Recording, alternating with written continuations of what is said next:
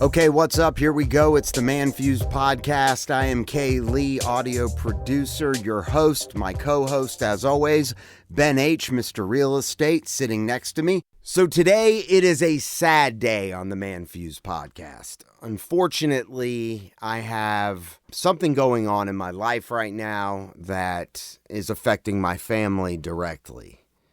And I guess this episode will be a paying homage. We're going to go through some news clips, like the CDC raising some alarms over a fungus that has a 30 to 60% death rate. Not exactly the same fungus like cordyceps that's featured in the show The Last of Us, but deadly nonetheless. Puts the whole thing into perspective. And we're going to talk about Trump. Some are predicting that if he gets arrested for the Stormy Daniels payoff, some are saying he's for sure going to win the election in 2024, but I'm not really sure I believe that. And the CEO of TikTok on Capitol Hill. I think we all know these politicians that were grilling him are a bunch of fucking idiots. Nonetheless, they have pretty good reason not to trust China. But first, so my parents divorced when I was in 3rd or 4th grade. My dad remarried 3 to 4 years later. My mom was a single mom for probably 10 or 15 years. My mom was very picky. Yeah. Dude better have his shit together. You better have insurance. Yeah. You're a fucking adult. You better do adult things. She dated, but my mom didn't remarry for probably 15 years until she met a gentleman who ended up becoming my stepdad. I was kind of blessed. Now, your parents are still married, Ben, which is an amazing thing. It is. But you hear stories all the time about the step-parents and how the step-parents don't get along with the kids. And there's not a high level of respect a lot of times, not every time. But with my particular case, you know, I was a teenager. So, right. You know, did I butt heads with my stepmom at points? Yeah, I did. Sure. I truly love my stepmom. I think she's a great person. Yeah. She's part of the family. Sure. My stepdad very quickly became part of the family. Right. He was not a flashy individual, but he was very fucking smart. Right. And he had about the driest, most unique sense of humor I have ever met in my life. Yeah. Now, my stepdad, just to give you an idea, when my brother moved to Australia years later after he'd been living there, he married, and we went to the wedding. Now, my stepdad took my mom, me, and all of his kids to New Zealand first. No way. And to Australia so we could attend the wedding. So we are there. I guess it's about to be summer in Australia. Yeah. We're at the wedding. Now, I've never met my sister-in-law's family, neither has my stepdad. And my stepdad is, you know, just doing what my stepdad does. My stepdad is one of those people that asks a million questions. Yeah. Every time you see him, he'll ask how your business is doing. Right. And then he'll ask questions about, he just loves to understand. And it's not because he's being a dick. Some people might even feel interrogated. But he's just genuinely interested. He was built for business. Yeah. The man hasn't worked for anybody in 40 fucking years. Yeah. He's owned Dunkin' Donuts. He's owned rent to own your rim stores. Yeah. Think about the hustle with financing rims for cars. Yeah. Aaron Rents. My stepdad used to own 9 Aaron Rent to own your furniture stores. Right. It's like issuing credit. My stepdad is at the wedding. He's speaking to my sister-in-law's family. Hey, who are you? I'm Nikki's husband, which my stepdad has been married 2 other times. He proceeds to tell my sister-in-law's family that he has been married 3 times. Actually, this would be his 4th. The first 2 had died from food poisoning. Dang. Could never really tell that he was telling a joke. Right. He's being deadpan fucking serious. Right. And their jaws are dropping. They both died from food poisoning. And the 3rd one died from a concussion. Oh. She wouldn't eat the food. Wow. And then walked away. Wow. And so my sister-in-law's family is like, oh my God, serial that murderer. poor woman, Yeah. like talking about my mom. But it was just, and I probably am not doing it justice telling you the story, but that shit was just commonplace. Yeah. He was just so fucking dry. Right. Unfortunately, a year ago, my stepdad, after we all went to San Diego for a week, it's been a little over a year, he wasn't feeling well. He had shortness of breath, and Yeah. he was diagnosed with pulmonary fibrosis, which I believe is when your lungs start to harden. So you're not able to intake and absorb as much oxygen. Right. He's been on oxygen for a year. When he's mobile, he has oxygen, but he's not in a wheelchair, and he still exercises. So the doctors, for what he has, which is there is no cure, look at him as like, it's amazing that you're still walking. Most people are so unhealthy, they're in a wheelchair, but he's exercising, but he's got to have oxygen. Right. And then about 2 weeks ago, he came down with COVID. Ooh. My mom had to call 911, and he was rushed to the hospital because he was moving so slow and he was so out of breath and he wouldn't eat. And so my mom was like, you need more care than you're getting at home. Right. They thought he had a pretty good chance. He doesn't have COVID anymore, but the effects of COVID or whatever this thing is, you're not testing positive. It doesn't mean it's not any of the havoc that it wreaked in your body is completely gone. Now, to somebody like my stepdad, this is who COVID looks for. Yeah. He's not going to make it. Sorry to hear that, man. Yeah, man. Feel for my mom. Definitely. Who has been by his side. I feel for his children. My kids have affectionately grown to love this man. Yeah. One of like the things that he loved to do with my kids, he's going to take them to a movie, the older kids. And my stepdad loved, he's in his 70s, and he loved to go and see the cartoons. Just 3 weeks ago, a month ago, him and my mom he's got his oxygen. Yeah. But took my 2 older kids to see Puss in Boots. That's awesome. And he loves that. Right. You know, buys them all the candy they could shove in their face. Right. And having to tell them yesterday, it didn't look like he was going to make it. You know, and this is a 10-year-old and 6-year-old who up until this point, other than my wife's mother who lived with us, but my daughter at the time was 2 or 3 years old and my son was probably 6, they haven't really had to, other than dogs passing, they haven't really had to experience death. And dude, it's heartbreaking. Like watching my daughter cry and he's not dead. And probably the long shot of long shots, as my mom is telling me, that I guess this is his time. Yeah.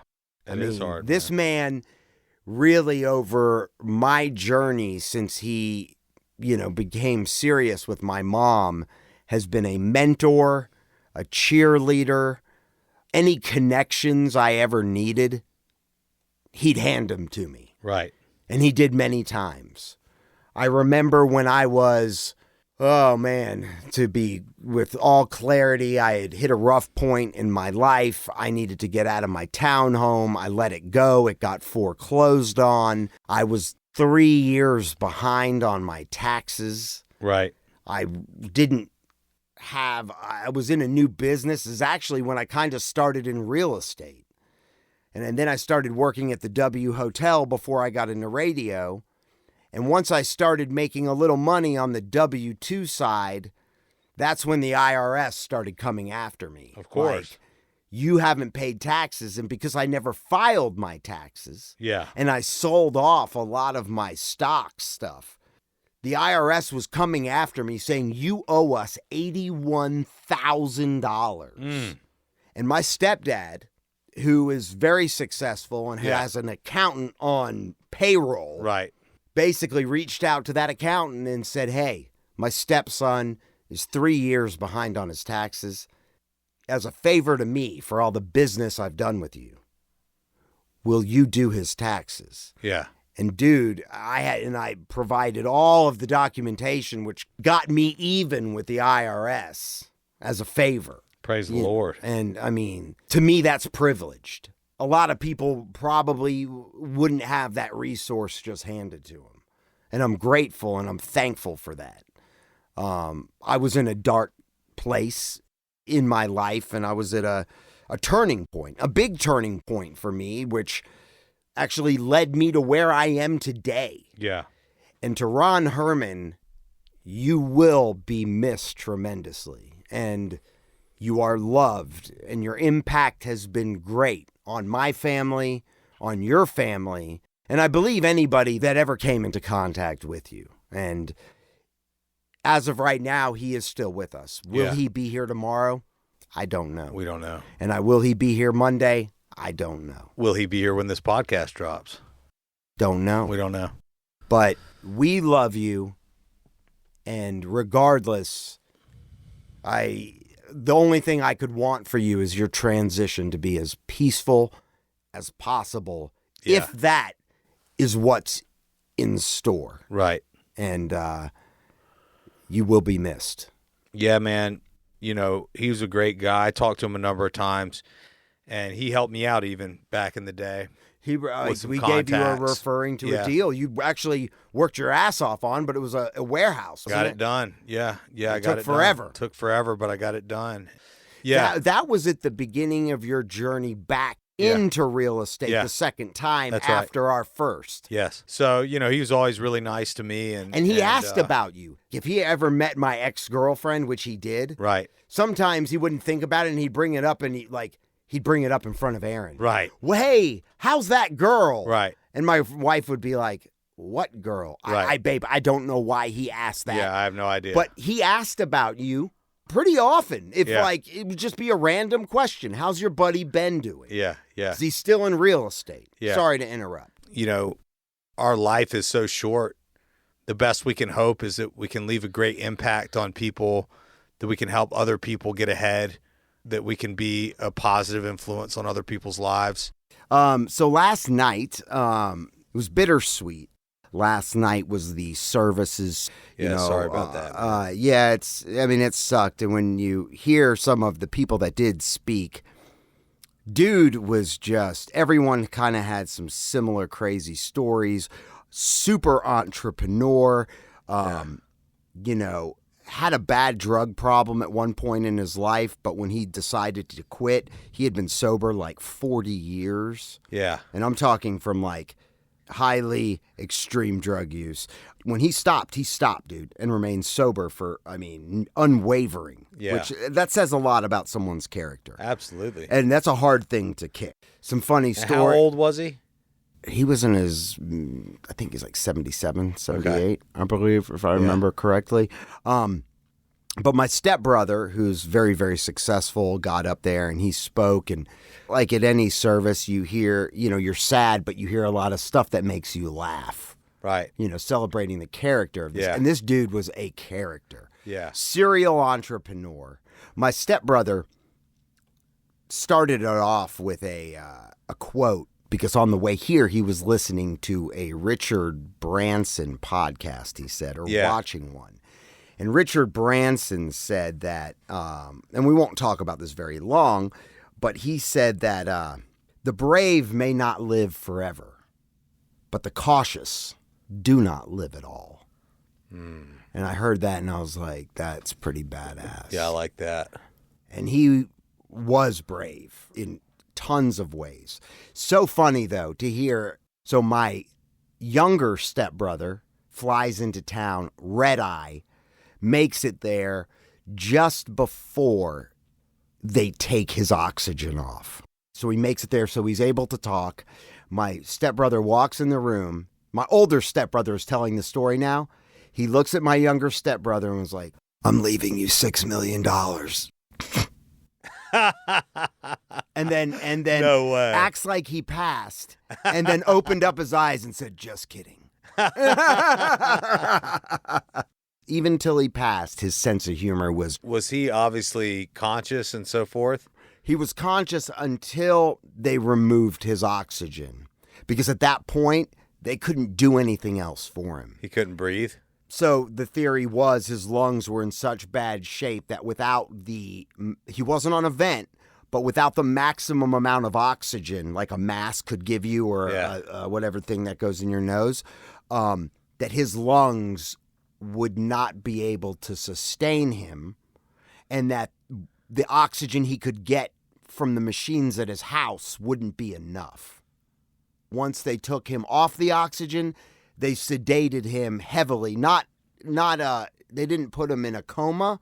Yeah. But he was so sedated he would have no discomfort. Yeah. And so that's eventually they thought it wouldn't last a day. It lasted 4 days.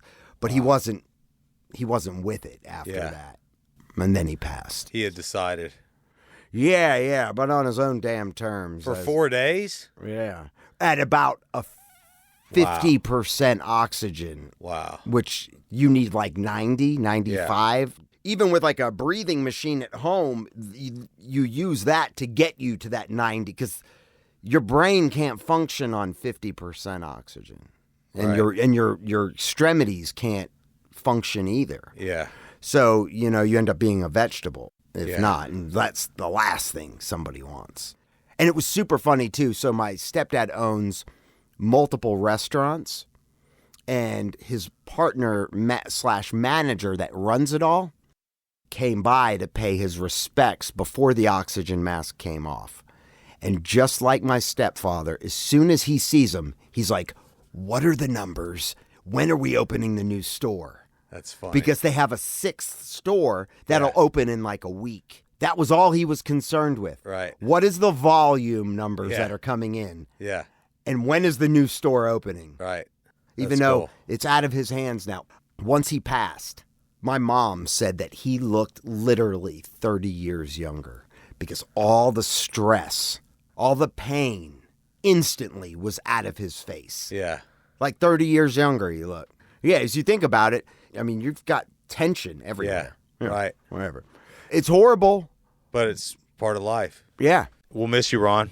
This is the ManFUzed Podcast. If you want to join the show, you want to share the show, go to ManFUzed.com. Also, you can hit us up at 770-744-5227. Love your family. If you're estranged from your family, reach out to them. Because as Ben just said, life is short. My mom probably never thought that she would go home to an empty house that would not be filled with his presence again. That's right. So one day you're here, and then you're fucking gone. That's it, man. Cherish the time. Love the people around you, and impact those you run into in the best way you can. The Last of Us is based on a video game. Okay. Obviously, the name right there, The Last of Us. Right. Meaning there's some apocalyptic event that happens where there's only a few people left on Earth. So, opening scene. And that's your biggest worry? Yes, any kind of virus, but most probably something similar to influenza. Because of air travel? Through the air. Coughing. I'm sorry, I meant people on planes. That was something you described in your book. Yes, a new virus in Madagascar, say, could be in Chicago within a matter of weeks, and we end up with a global pandemic. Pan meaning all, the whole world becomes sick all at once. And Dr. Newman, you're also an epidemiologist. I presume the prospect of a viral pandemic keeps you up at night as well? No.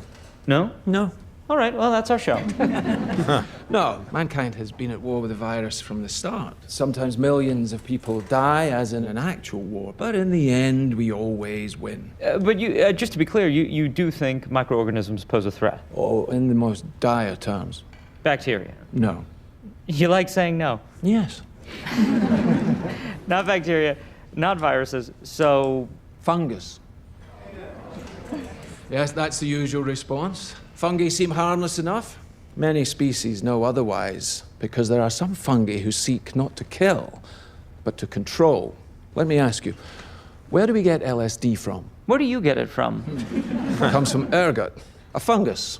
Psilocybin, also a fungus. Viruses can make us ill, but fungi can alter our very minds. There's a fungus that infects insects, gets inside an ant, for example, travels through its circulatory system to the ant's brain, and then floods it with hallucinogens, thus bending the ant's mind to its will. Fungus starts to direct the ant's behavior, telling it where to go, what to do, like a puppeteer with a marionette. And it gets worse. The fungus needs food to live, so it begins to devour its host from within, replacing the ant's flesh with its own. But it doesn't let its victim die, no. It keeps its puppet alive by preventing decomposition. How? Where do we get penicillin from? Fungus. Dr. Schoenheiss, you're in distress. Fungal infection of this kind is real, but not in humans. True, fungi cannot survive if its host's internal temperature is over 94 degrees. And currently, there are no reasons for fungi to evolve to be able to withstand higher temperatures. But what if that were to change? What if, for instance, the world were to get slightly warmer? Well, now, there is reason to evolve. One gene mutates, and an Ascomycetia, Candida, ergot, Cordyceps, Aspergillus, any one of them could become capable of burrowing into our brains and taking control, not of millions of us, but billions of us. Billions of puppets with poisoned minds, permanently fixed on one unifying goal: to spread the infection to every last human alive by any means necessary. And there are no treatments for this, no preventatives, no cures. They don't exist. It's not even possible to make them. So if that happens, we lose. That was crazy. So that shit's real. Cordyceps, there is a fungus that is in our grass right now. Right. It's just never mutated over to a human being. Yeah. So in this show, and without spoiling anything... Do people get taken advantage of by mushrooms? No, it's crazy because global warming... Right. This was in the 80s. Yeah. Present day, where are we at? Right. Temperatures are rising. This virus, what he just talked about, ends up happening, which creates these... It's like a zombie, Wow. basically, that are all interwoven... They become zombies, essentially. Wow. They could be laying dormant, sleeping, and you step on, like, the vein of a mushroom, and it wakens them up. Yesterday, I'm on the internet, and I'm looking. It's called Candida auris, and it's been around for years, but the problem is it's growing and spreading, and over the last 3 years, over the course of the pandemic, it's tripled to expected 2,500 cases in 2022. Here's the problem. It's increasing drug resistance. As you just said, it spreads in hospitals and nursing homes. But if you're immunocompromised or you're in that hospital for a chronic illness or an acute illness, it can get you pretty sick. And if it gets you sick, it's got a 30 to 60% death rate, which is what's really concerning. And again, growing drug resistance has what's put the CDC on guard here and on alarm. And we have new antifungal treatments happening, Sandra, but they're only in the pipeline. Now, I want to say one thing reassuring. It does not do well with warm-blooded creatures like humans. Fungi do extremely well with cold-blooded creatures. That's why you see that ant disease, the zombie ant fungi spreading, and they talked about that in The Last of Us on HBO Max. Huge response to that, but that is not going to get humans unless it mutates. This will be controlled by our immune system, by us being warm-blooded, because again, fungi like cold-blooded, and by emerging treatments. However, mutations worry me, and also what is being done in the lab worries me. So I know a few people who might qualify as cold-blooded individuals, Doc, but you say that this has got a 30 to 60% death rate if you get it. If you get it, how do you treat it if it's that drug resistant? Well, that's a really good point, John, and it's immunocompromised that I'm worried about. There's a drug called echinocandins that work most of the time. That's our stalwart. That's our guide. That's the best treatment. But that's showing drug resistance in now 5 to 15% of cases. That's the one I have my eye on. But it's multiple resistance. We got a lot of antifungal drugs, but this one is a growing resistance. This is why CDC is setting off the alarm. One more thing. CDC also concerned about the fact that it's misdiagnosed all the time. We're not used to fungi spreading. We're not used to yeast spreading. And there's yeast a lot of places, but this has to be looked at very carefully. And we're missing a lot of these diagnoses in hospitals because, again, the hospitals geared up towards a super attention to COVID and missed a lot of these other emerging infections. While we have COVID to worry about, there could be something even more extreme on the horizon. Trump, he's about to get arrested Or so he said. He made the announcement that he was going to get arrested, right? Yeah, so he came out on his own platform and said that he was going to get arrested on Tuesday. And then the Manhattan Southern District Attorney General confirmed that they were looking to press charges and have him indicted for a hush money payment to Stormy Daniels back in the day. This is a case that's been looked at like 5 times. This was when he was running for president, right before the election, actually. Right. And somebody released this whole thing in time for the election, right? Yeah, exactly. Well, it was Trump's lawyer, Michael Cohen, who flipped on Trump and actually had gotten thrown into jail. Yeah. And became a witness, correct? Became a witness, and who was actually, he went to jail for perjury, for lying. Mm-hmm. And so, he was an unreliable witness, basically, from that perspective. The guy who worked with Michael Cohen in a former case as an attorney came forward and brought forward documentation which disproved the case that the Manhattan DA was filing on Trump. So the whole thing blew up in their face when they tried to do it. It's just funny. But is he going to get arrested? Most likely. And why have people been saying if he gets arrested, he's definitely winning the election? Well, in that particular case, it was because the case itself was such a weak approach. It was such a weak approach. I mean, when you talk about arresting a former president of the United States, you can go back on presidents of the United States and arrest them for crimes. Like, president of the United States not supposed to be charged. You're not supposed to be able to charge a president of the United States. You could charge them with war crimes. You can charge them with, sometimes they have to decide which decision is least bad. Right. Knowing that their decision, But he's not president anymore.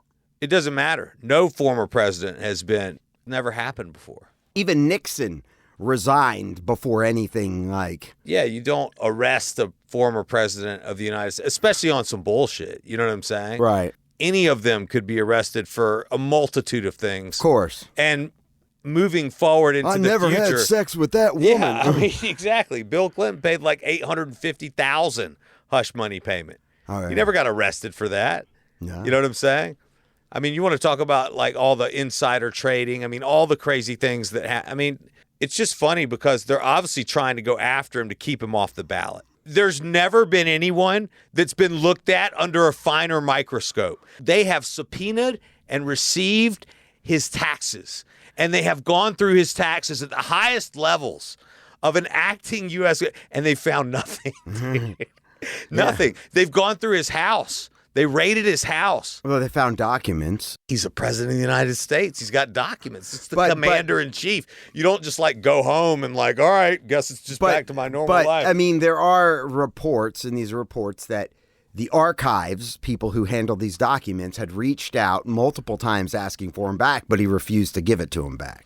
Nobody knows. But Biden has had documents found. Dude, everybody does. I mean, every president has documents. Didn't Pence have documents too? Of course. Like, everybody has documents. You know what I'm saying? You're the president of the damn United States. You know? I don't remember where I put all those documents. No, I mean, he had them in a locked-up safe room. Yeah. They were all locked up. Well, they were secured. I mean, Biden's were in his garage. But they trashed his house. They trashed Mar-a-Lago, dude. They trashed his son's room, his closet, his bedroom and shit. They like trashed his house, searching through it like he was a fucking coke dealer or something. President of the United States.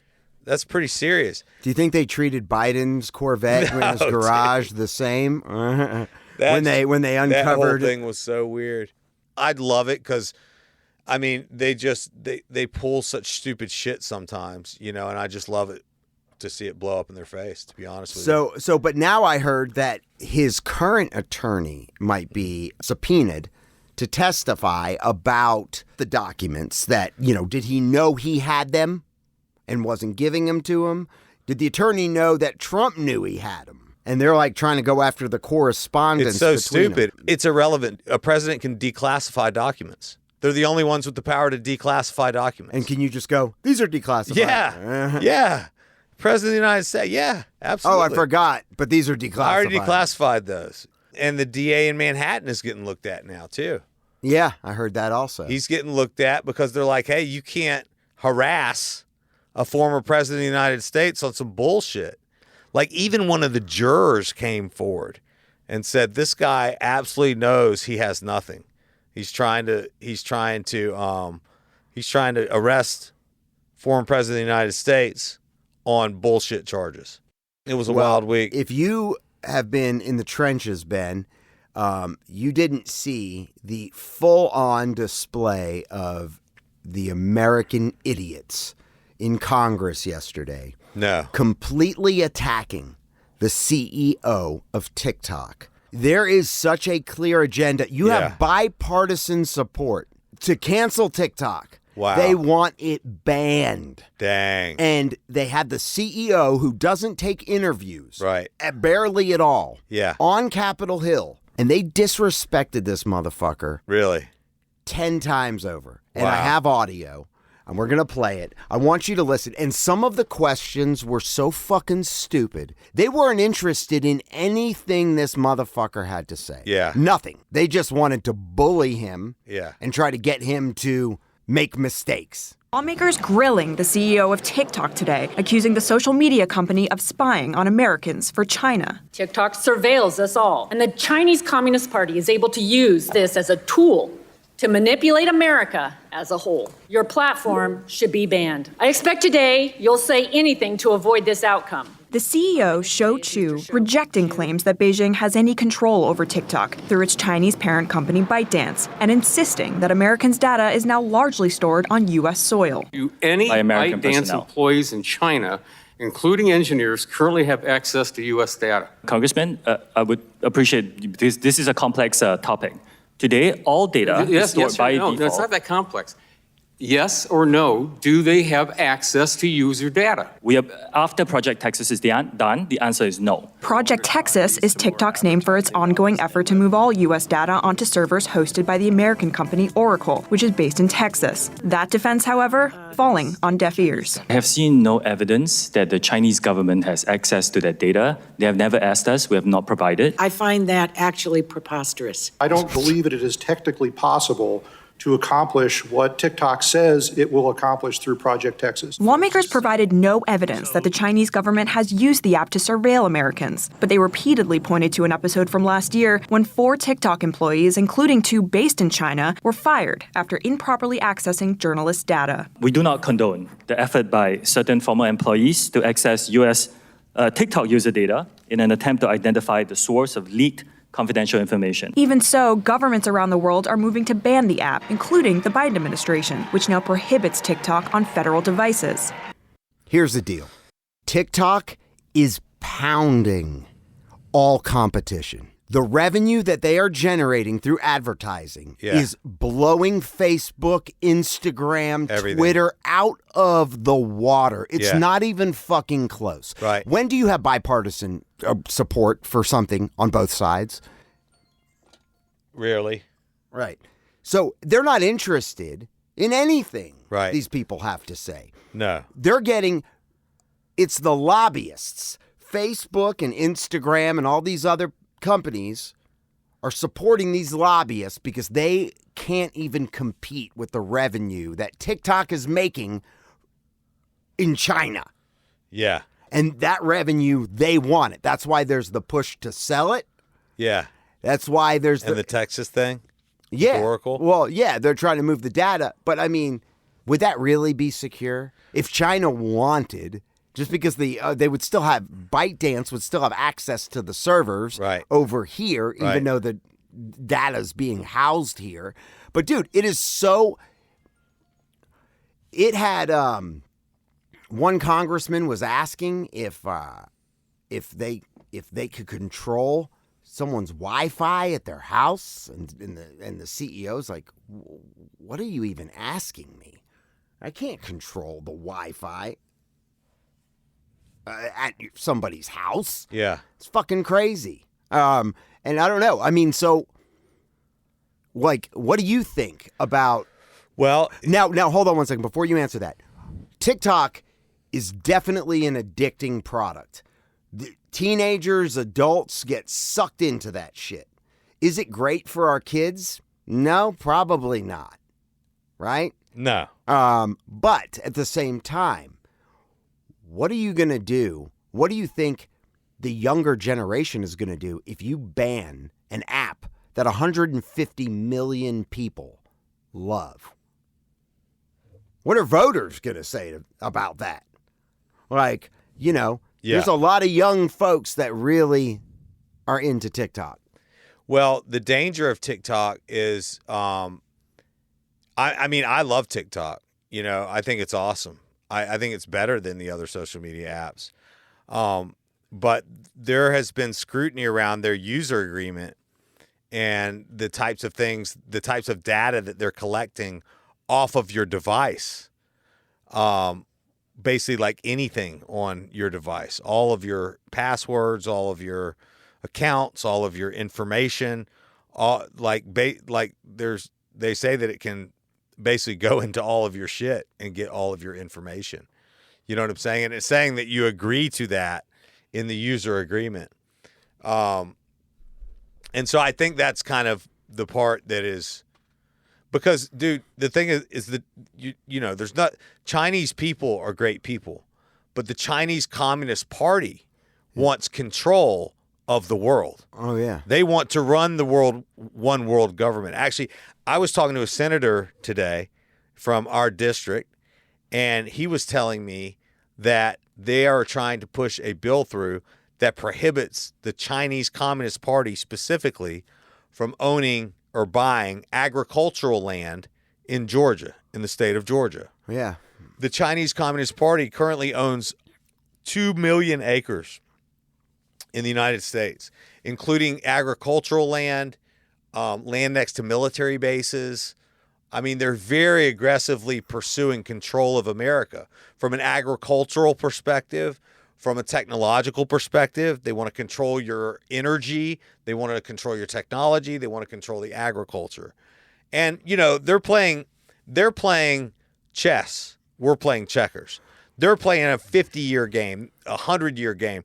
They're playing a 100-year game that started in 1950. Yeah. You know what I'm saying? And what is the U.S. playing? A shitty game of checkers. Checkers, yeah. Well, China, do they let our government own land in China? I don't even know. I don't even want to own land in China. No, but the government, but as our government, our companies are not able to go over there and really establish a business. Yeah.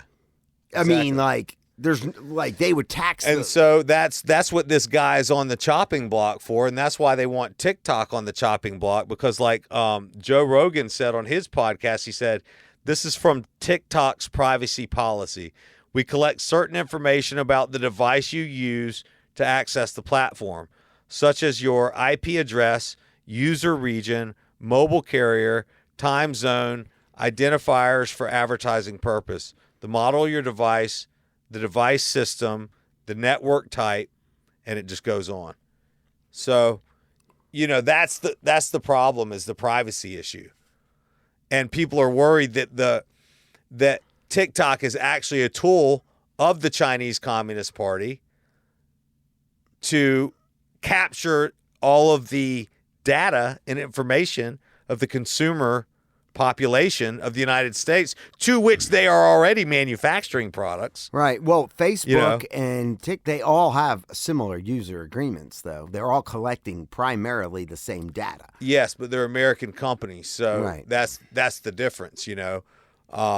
That's the difference. And not only are they American companies, this one is owned by the Chinese Communist Party, which specifically is. Now, we have a symbiotic relationship with China. But wait, hold on. No, ByteDance owns that. I don't think that's owned by the actual Chinese party, though. I think. Well, the country is a communist country. So if you're going to be successful in a communist country, you're going to do what they say. You are owned by the government. You're going to do what they say. They can call it whatever the fuck they want to call it, whatever they want to call whatever. Right. It is whatever it's a communist nation. They'll take it all away. Yeah, they own it. Right. You just run it. Right. You're allowed by our good graces at this moment. That's right. You just get to do this.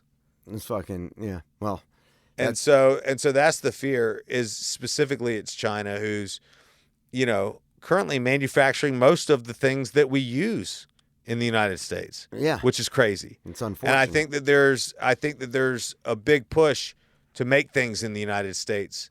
I hope we can do that. Although I heard that in Michigan, they paid China $787 million to come and set up an auto manufacturing facility next to GM, Ford, all those companies. And they're going to be Chinese non-citizens working there. There's been 900 military-aged males caught recently crossing the border, the southern border. So there's an idea that we're being infiltrated there as well. And they're throwing up these spy balloons. Yeah, exactly. They're sending spy balloons out, getting shot down. Well, that could be a distraction to a bigger issue. If you listen to Daniel Bland, the balloon itself was carrying a satellite, and it was. Yeah, it was a satellite. And Daniel Bland says that satellites are carried by balloons. So it could be that you just had a faulty satellite balloon that they were like, don't shoot it down. It's a perfectly good satellite. Like, we got to send it back up, But then this whole media thing got spun that it was the Chinese spy balloon to scare the shit out of everybody. Right. Hide the fact that there's a satellite on a balloon. Well, I think they did come out. China did come out and say that. I think they claimed that it was a weather balloon. I don't know if that was the media reporting that or if there was any actual validity to that subject. Meaning a weather satellite. Could have been a weather balloon. I don't fucking know, dude. I'm over all this shit. I don't either. But I thought the people on Capitol Hill looked like a bunch of assholes. They're so up in arms about China. They're a threat. They're meeting with Russia. Xi Jinping meeting with Vladimir Putin. Right. What are they talking about? They're getting rid of the petrol dollar, and they're going to the petrol yen. They're trying to make an alliance to move off of the U.S. dollar as the currency with which they trade among themselves. The U.S. dollar is currently the global reserve currency. And Russia and China and Latin America are actually trying to join forces and do another currency. They call it BRIC. Will that hurt us in some capacity? The dollar would become worth much less, the currency itself. When the currency goes down in value, everything gets more expensive. That's part of what you see happening already. But as the United States, they just haven't been doing a great job lately with international relations and everything. These other countries are just doing whatever the fuck they want. This whole Ukraine thing, the situation in Taiwan right now, I heard U.S. troops have gotten sent to Taiwan, which if China takes Taiwan, we're going to have a big problem. Then we'll be in a kinetic war with China if that happens. If they go after Taiwan, which is technically, they consider it China. Well, we don't recognize it. We recognize them as their own, but China sees them as part of their land. It's like Puerto Rico, except Puerto Rico 100 years ago was like, we're our own country now. We're doing our own thing. As of right now, the Chinese, they don't really control Taiwan. At all. At all. It's its own country. It's its own thing. They make all the microchips in the world. It would be easy for them to take it. Whatever's going to happen is going to happen. You look at all of the events throughout the world, throughout time, and sometimes I look at it and I'm like, the shit just feels manufactured, like 9/11. It just doesn't feel right. Pretty scary to me because, you hear all these rumors and then you see the pandemic, you see what happened with that, and then all they're talking about is nuclear war this, nuclear war that, like back in the day when the Cuban nuclear crisis, the Cold War. It's just interesting, man. It's really interesting. I hope the best for everybody, really. It's a weird world right now. It really is. The banking situation is also still very interesting. And it's not, who knows keeping an eye on that. Who knows where this is going to develop next. Right. Or what's going to develop from that next. Well, it ought to be good for real estate until it's not. So our listener works for a big company. A very big company. I guess you could say in the technology sector, very innovative stuff. Amongst the peasants of the company, which... The plebes. The royal fools. The plebs. Yes. there is some discord amongst them. So there's almost this cancer growing. Our listener, he hasn't noticed what disrespect that some of the other employees are experiencing. He hasn't personally experienced it, but he's hearing talk, and there's a lot of bashing going on about this upper management. His question to us is, how do you cut out a cancer when they are above you? Management probably doesn't know what the problem is. Nobody is coming to him saying, this is my issue with you. This is the way that you're handling this. But they're talking lots of shit. And our listener is starting to see it disturb some of the performance. I started thinking to myself, it's like, okay, when you have a cancer in your upper management, you need to try to cut it out. Right. But if you don't know and everybody's looking at you as the problem, how do you address that? I guess you could always try to go to HR and file a report. But it's a big deal in a company of this size. That's right. If you're the problem and everyone's looking at you as the problem, but no one's coming to you and being like, hey, your breath stinks. You're talking down to me. Or are they afraid they're going to lose their jobs? It's multiple people now. So it's not just one person. If it's one person that has... It's a groundswell. Yeah. It's like The Office. But our listener is not involved in the manager bashing. Right. But he's hearing it. So he doesn't want to tell on his colleagues. Yes. But how do you gently approach the person that is above everybody, that is the reason why people are not doing their best? And in a position like this, like, if people don't do their best, people die. Most of the time, problems are leadership problems. There's a saying, every problem's a leadership problem. If you're doing your job to the best of your ability, there's certain people that you just can't deal with. So get another job, to me. I mean, that's what I'd do. You're talking about the manager or colleague. Yeah, dude. If I'm not being treated properly, I'm just I'll be out. That's not an option, you know what I mean, for a lot of people.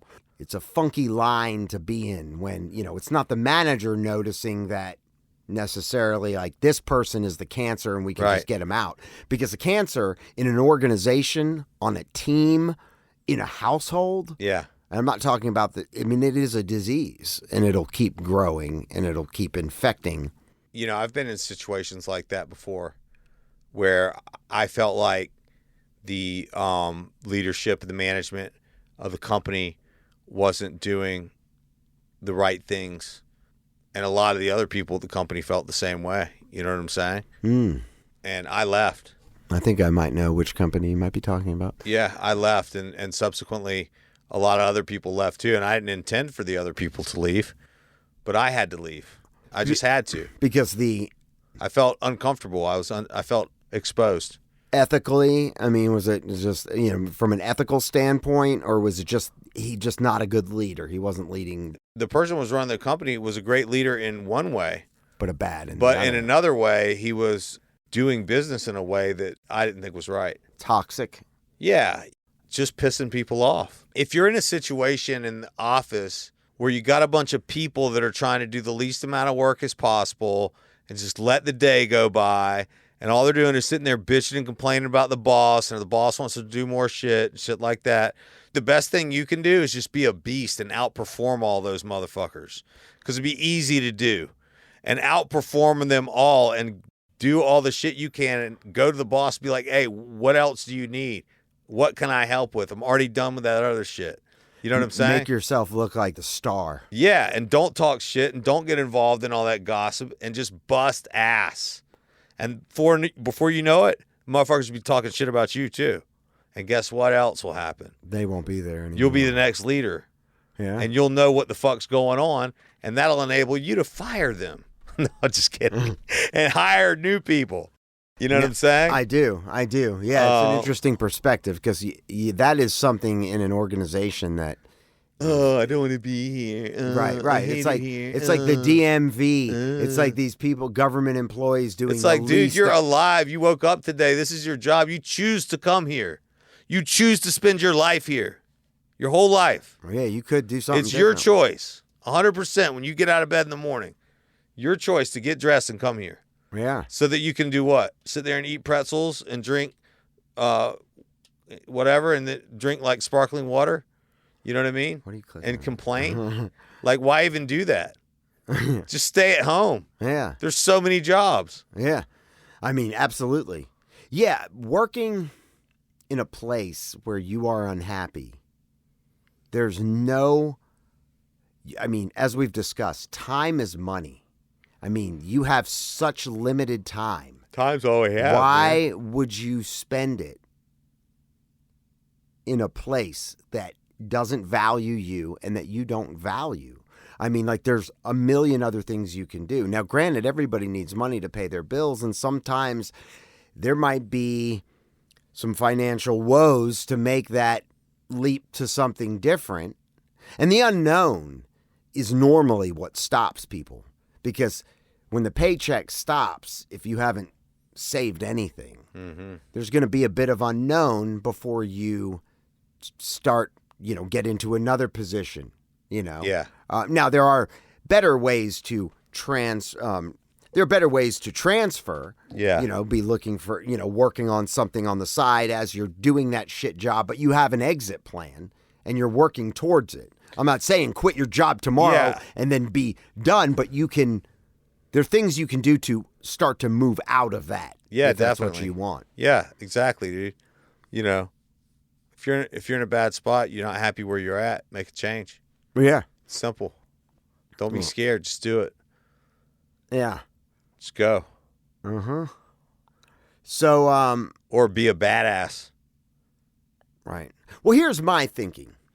You might not have to like your job, but you can shine in any position. That's what I mean. I don't even care if it's at McDonald's. Yeah. You could shine as the drive-through person in such a way. Yes. You could get discovered by somebody that is coming in for their number 3 and be like, that guy who I come here once a week is so, I could see his potential. Right.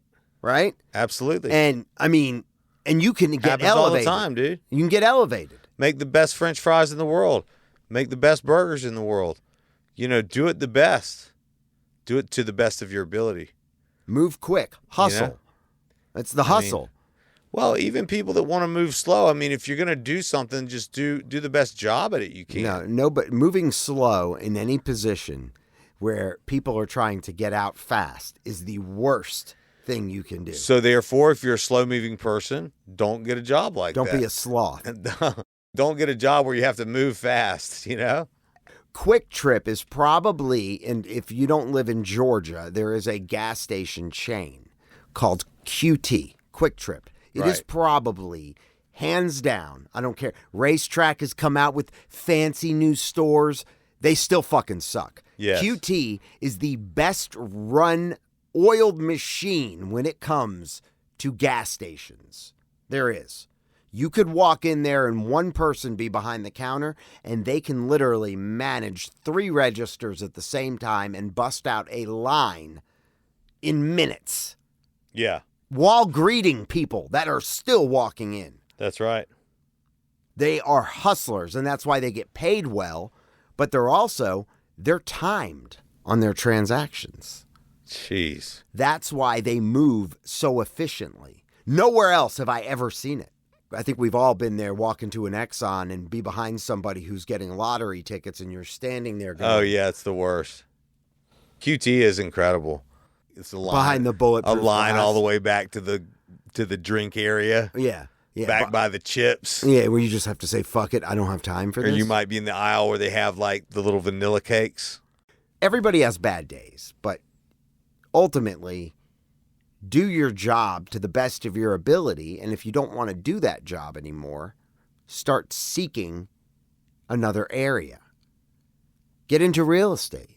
Get your real estate license. But that's not a business for the weak either. Any sales job is not a business for the weak. That's right. Delayed gratification. Building a book of business.